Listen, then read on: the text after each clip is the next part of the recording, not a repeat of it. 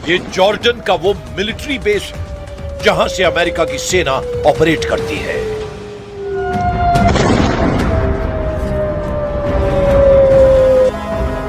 एक बार फिर देखिए ईरान की बैलिस्टिक मिसाइल ने कैसे तोड़ डाला अमेरिकी मिसाइल डिफेंस सिस्टम का गुरूर।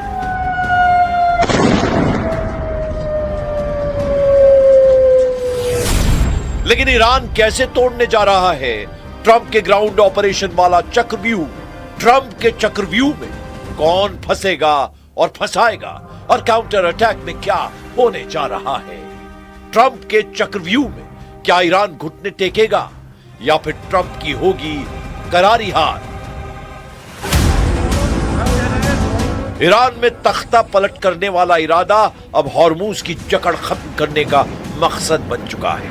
24 घंटे में युद्ध बहुत बदल गया है। ट्रंप और नेतन्याहू के चक्रव्यूह में क्या अब खुद अमेरिका और इजराइल फंसता हुआ नजर आ रहा है। लड़ाकू जहाज, जंगी बेड़े, बंकर बस्टर बम दिखाकर ट्रंप ईरान का नक्शा बदलना चाहते थे। लेकिन एक महीने की जंग के बाद ईरान ने पश्चिम एशिया का मैप बदलने का इरादा कर लिया है। ईरान के इशारे पर 2 ऐसे बड़े फैसले हुए हैं जो डोनाल्ड ट्रंप के पैरों तले जमीन खिसका देंगे।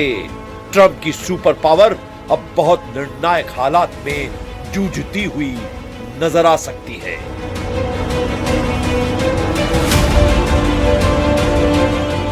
इसकी 2 बहुत बड़ी वजह हैं। अमेरिका ने अगर ईरान के खिलाफ ग्राउंड ऑपरेशन किया, मरीन फोर्स को ईरान की जमीन पर उतारा या फिर सीरिया से लेबनान में हिजबुल्लाह पर हमले किए गए तो ट्रंप के 2 दोस्तों की जान खतरे में पड़ जाएगी। यह है इराक में ईरान समर्थित मिलिशिया जिन्हें दुनिया पॉपुलर मोबिलाइजेशन फोर्स के नाम से जानती है। उसने अमेरिका के 2 दोस्तों को रौंदने का इरादा कर लिया है। पीएमएफ ने कहा है कि अगर ईरान के खिलाफ ग्राउंड ऑपरेशन शुरू हुआ तो वो कुवैत का बॉर्डर तोड़ डालेंगे। पीएमएफ ने कहा कि अगर लेबनान में हिजबुल्लाह पर सीरिया की तरफ से हमला हुआ तो वो सीरिया का बॉर्डर भी तोड़ डालेंगे। इसे ही ईरान का बॉर्डर तोड़ युद्ध कहा जा रहा है, जो अमेरिका के ग्राउंड ऑपरेशन के खिलाफ रक्षात्मक नहीं बल्कि आक्रामक लड़ाई होगी। पीएमएफ की ताकत क्या है? क्या इराक का मिलिशिया अमेरिका के 2 बहुत खास साथी देशों पर हमला कर सकता है? इसे समझने से पहले पश्चिम एशिया के इस इलाके को समझिए और पीएमएफ की वार्निंग की जमीनी पिक्चर को जरा समझिए। ईरान के साथ पश्चिम में इराक का बॉर्डर है और इराक के साथ दक्षिण में कुवैत का बॉर्डर। इराक ईरान का मित्र देश है जबकि कुवैत ईरान का दुश्मन है। इराक में मौजूद पीएमएफ ने कहा है कि अमेरिका ने ईरान में अपनी सेना उतारी तो वो कुवैत को रौंद डालेंगे, यानी कुवैत के खिलाफ शुरू होगा ईरान का बॉर्डर तोड़ युद्ध। क्या ऐसा मुमकिन है? क्या पीएमएफ के पास इतनी ताकत है कि उसकी वार्निंग को अमेरिका बहुत गंभीरता से ले? तो सच यह है कि पीएमएफ ने इराक से आईएसआईएस जैसे आतंकी संगठन का खात्मा किया है। इसी फोर्स ने मोसुल में बगदादी के गढ़ को मिटा डाला था। यही वजह है कि पीएमएफ की सिर्फ कुवैत वाली वार्निंग ही नहीं बल्कि सीरिया वाले अलर्ट पर भी ट्रंप को संजीदा होना पड़ेगा। इराक में पीएमएफ यानी पॉपुलर मोबिलाइजेशन फोर्स ने सीरिया को भी अलर्ट कर दिया है। सीरिया में अहमद अल शरा यानी अल जुलानी की हुकूमत है और सीरिया से अगर लेबनान में हिजबुल्लाह पर हमला हुआ तो पीएमएफ के लड़ाके सीरिया बॉर्डर तोड़कर अंदर घुस जाएंगे, यानी कुवैत के साथ साथ सीरिया में भी शुरू हो जाएगा बॉर्डर तोड़ युद्ध। सीरिया का बॉस यानी अहमद अल शरा, जिसे दुनिया अल जुलानी के नाम से भी जानती है, यह शख्स डोनाल्ड ट्रंप का जिगरी दोस्त बन चुका है। ट्रंप अमेरिका में जुलानी को दावत दे चुके हैं और व्हाइट हाउस में जुलानी की तारीफ में कसीदे पढ़ चुके हैं, जबकि सच यह है कि जुलानी आईएसआईएस और अल कायदा का सरगना रह चुका है और अमेरिका ने उसके ऊपर $10 मिलियन का इनाम भी रखा था। लेकिन सीरिया में बशर अल असद सरकार का तख्ता पलट करने के बाद अब जुलानी ही वहां का चीफ है। أكيد ما لم تتعرض سوريا إلى استهدافات مباشرة من أي جهة فهي ستبقى خارج هذا الصراع. يكفي سوريا 14 سنة من الحرب دفعنا خلالها فاتورة كبيرة جدا، فنحن لسنا مستعدين أن نخوض أيضا تجربة جديدة. من دخل غمار الحرب يعرف قيمة السلام. 2024 में जुलानी की ताजपोशी में सबसे बड़ा हाथ अमेरिका और इजराइल का रहा है। यही वजह है कि अब ट्रंप और नेतन्याहू चाहते हैं कि लेबनान सीरिया का बॉर्डर नया फ्रंट बन जाए। क्या ऐसा मुमकिन है? अमेरिका और इजराइल के रहमो करम पर सीरिया पर कब्जा करने वाले जुलानी का दावा है कि वो युद्ध में शामिल नहीं होगा, लेकिन अगर सीरिया पर मुसीबत आई तो ये एक विकल्प चुनना पड़ेगा। فليس هناك أحد مستعد لأن يخوض غمار الحرب إلا إذا اعتدي علينا بشكل كبير وواضح وفقدنا كل الحلول الدبلوماسية.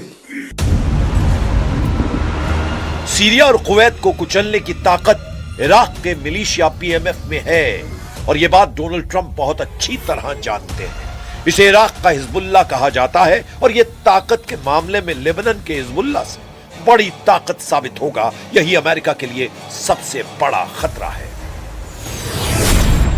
2014 में बनाई गई पॉपुलर मोबिलाइजेशन फोर्स में 2 लाख से ज्यादा लड़ाके हैं। ये फोर्स इराक की सेना का हिस्सा है और इराक के प्रधानमंत्री को रिपोर्ट करती है। लेकिन दूसरा सच ये है कि इस फोर्स को पूरी तरह ईरान कंट्रोल करता है। हथियार भी ईरान देता है, ट्रेनिंग भी ईरान देता है और लड़ाई का ऑर्डर भी ईरान से ही आता है।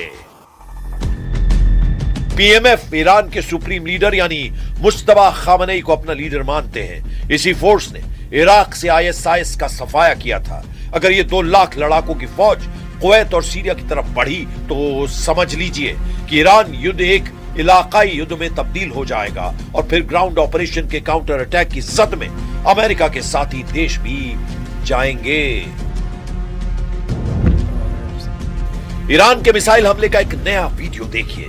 यहां अमेरिकी सैनिक ईरान के मिसाइल अटैक को रिकॉर्ड कर रहा था।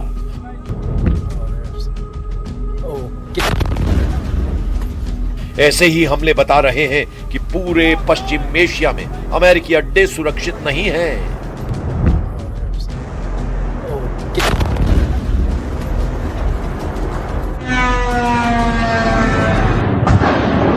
इराक के इरबिल में अमेरिकी कंपनी के एक ठिकाने पर ईरान का शाहिद ड्रोन टूट पड़ता है। ऐसे हमलों को रोकने में डोनाल्ड ट्रंप नाकाम साबित हो रहे हैं।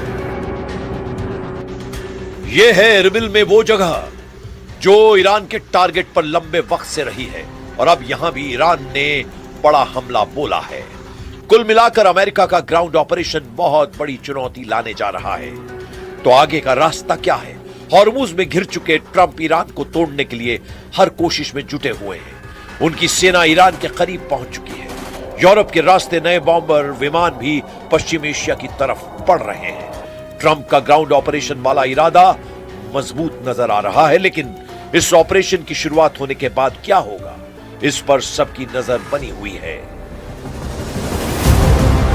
वहीं ब्रिटेन की वेबसाइट ईरान इंटरनेशनल का दावा है कि ईरान में तख्ता पलट हो चुका है और अब हुकूमत आईआरजीसी के हाथों में है, क्योंकि राष्ट्रपति मसूद पेजेश्कियान भी अब मुस्तफा खामनेई से नहीं मिल पा रहे हैं। कहने का मतलब आईआरजीसी ने मुस्तफा खामनेई की सरकार पर कब्जा कर लिया है, इसीलिए वो सामने नहीं आ रहे।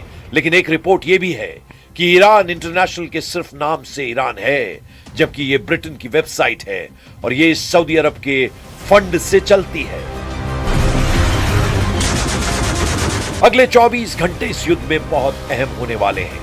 डोनाल्ड ट्रंप का कोई भी फैसला इस जंग को या तो खत्म कर देगा या फिर इस लेवल पर भड़का देगा जहां से वापसी की उम्मीद कम होती चली जाएगी।